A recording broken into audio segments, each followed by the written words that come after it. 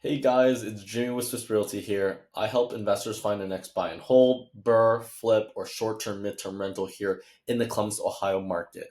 And in today's video, we're going to go over a question that I get a lot when it comes to a lot of my investor clients, and they typically ask me whether they should go with a rental or a flip and kind of what the main differences are.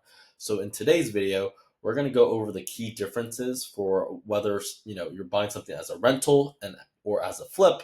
And believe me, there are a lot of differences. So because of that, we're going to dive deep into this subject.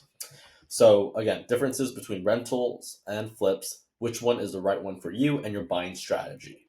So when it comes to a rental,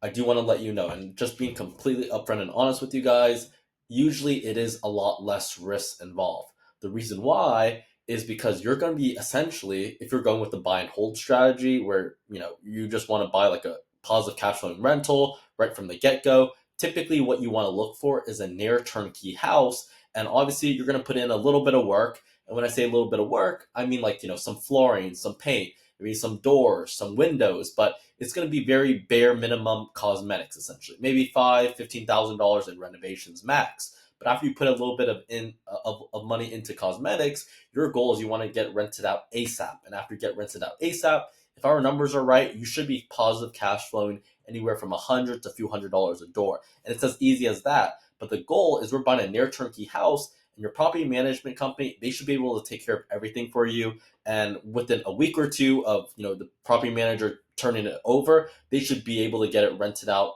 ASAP. So again, it's something that's near turnkey, and because of that, it's very little risk involved. So that's the first difference. Second thing about rentals is you can get away with a lot of rental grade finishes. For example, something like laminate countertops. Sure, it's not the most appealing, it's not beautiful or whatever, but it does get the job done, especially when it comes to rental properties. You don't have to go with quartz or granite.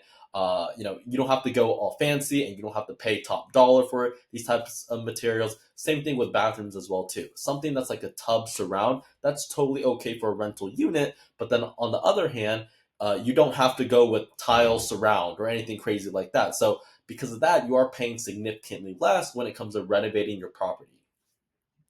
Next difference I want to go over to is that because you are again more likely than not going to be buying a near turnkey house when it comes to rental property, your property management company or handyman in this case can do a unit turnover for you.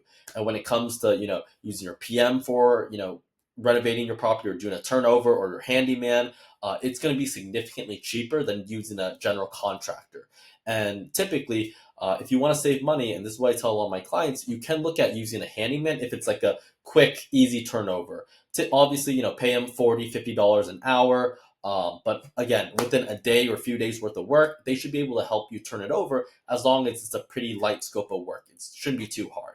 And then the next difference I want to go over is that when it comes to rental properties, you typically can buy in pretty much any area as long as the numbers make sense. Because at the end of the day, you have to understand with the rental property, the most important thing is the numbers. Like if the numbers make sense and if the property is positive cash flowing after PITI and reserves, that's the most important thing. So whether the house is it's right by an airport or it's right by train tracks or right on a busy street, it doesn't matter because again, as long as the numbers make sense and rent support it and you are going to be cash flowing, that's the most important thing. So again, you can buy anywhere. So there's a lot of flexibility when it comes to the location side of things.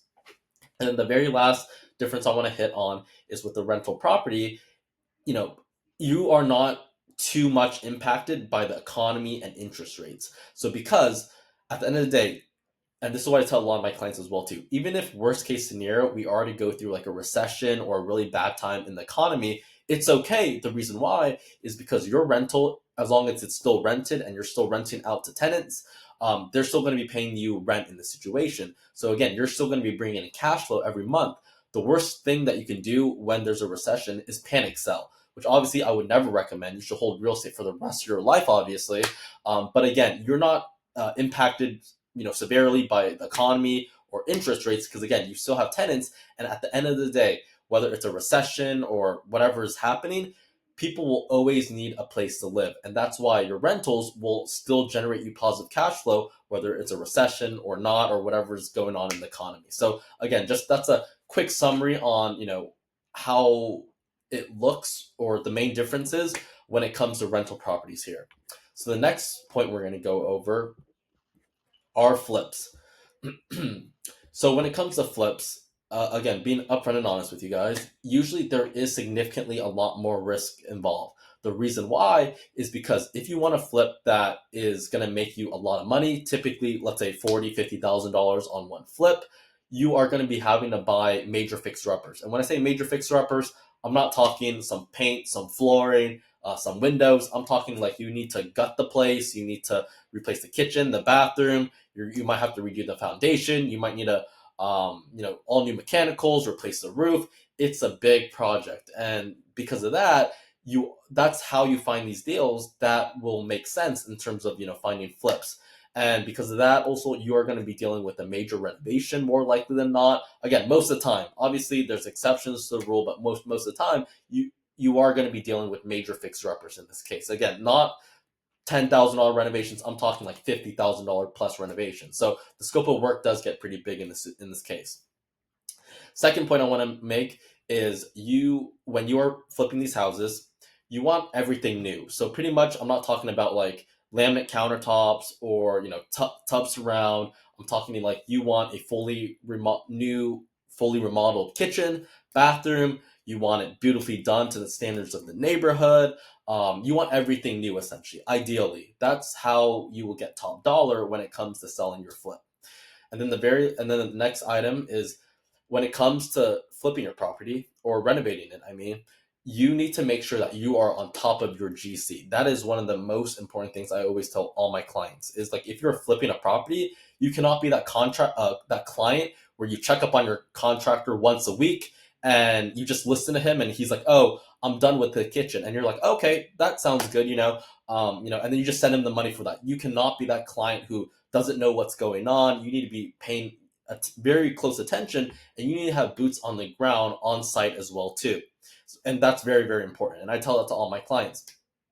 You definitely need to stay on top of your contractor, and you need to be paying very close attention to the quality of his work and to the workmanship, and making sure that he's doing everything on time, and making sure the quality of work is very, very good as well too.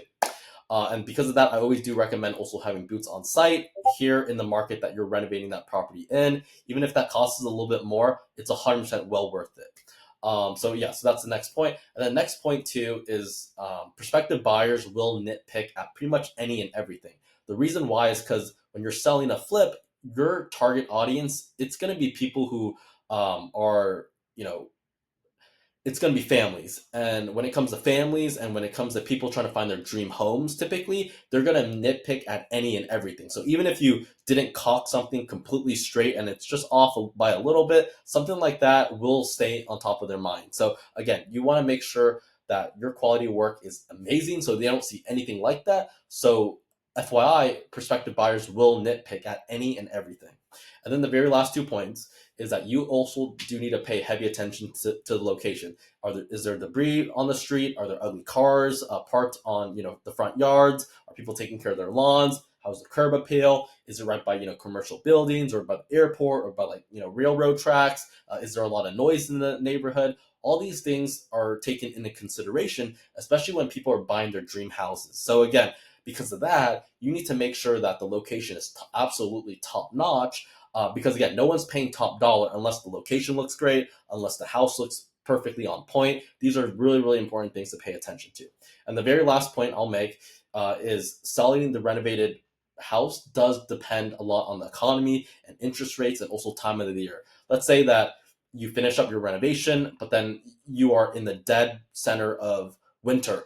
I can guarantee you that you will not be hitting your top ARV number in winter, because again, no one's moving. So because of that, you're not going to get very many eyes on it. So same thing with the economy and interest rates as well too. If let's say when you buy the house, the interest rates shoot up another 2 points after you buy the house, and now you're looking to sell the house and it's 2 points higher now, that is 100% going to take into into account for people's purchasing power. Obviously, if the interest rates are higher, that means they can afford a lot less of a house. So again, that is going to influence, what the house can sell for in this case. So with that being said, that was the quick rundown on rentals versus flips. Again, there's no black or white answer for whether one strategy is better than the other. Each strategy has its pros and its cons, so I'm not trying to steer you in one way or the other. But other than that, that is pretty much the video. I want to just give you guys a really concise rundown on rentals versus flips. And again, to each our own. It is not a black or white answer. You can go with rentals, you can go with flips. I know people who are killing it in both, obviously. So aside from that, would love to, definitely let me know if you have any other questions or anything comes up. I would love to answer them for you. But aside from that, my name is Jimmy. I'm with Swiss Realty here. I help investors buy their next buy and hold, BRRRR, flip, or short-term, mid-term rental here in Columbus, Ohio. If you need any help, I would love to help you with that. So definitely feel free to reach out. Thank you so much, guys. Really appreciate it.